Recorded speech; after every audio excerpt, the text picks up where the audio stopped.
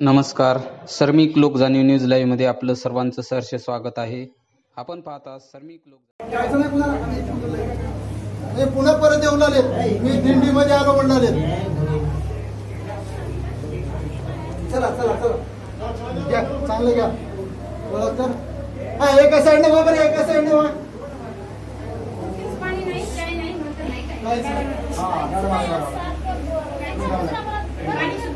एकाच्या मागे एक वा, एकाच्या मागे एक वा. चला पाणी नळ आहे की मॅडम. चला गेले महाराज. हा चला चला बरं. मागो म्हणून गाडी नाही. चला बरं. मला स्वतःला चला बरं. हा पाण्याचं बाजूला सांगतो. ए समज तू असं रस्त्यात थांब नको बरं. चला बरं.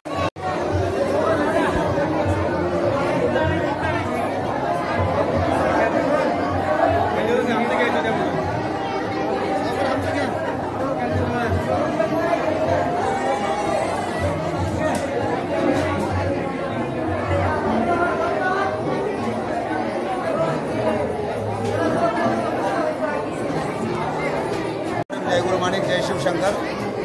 आज 26/8/2024 श्रावण सोमवार गोकुळाष्टमीच्या दिवशी श्री तीर्थक्षेत्र महादेव मंदिर गरणखेड इथं आज आपण महाप्रसादाचा कार्यक्रम प्रतिवर्षाप्रमाणे आयोजित केलेला आहे.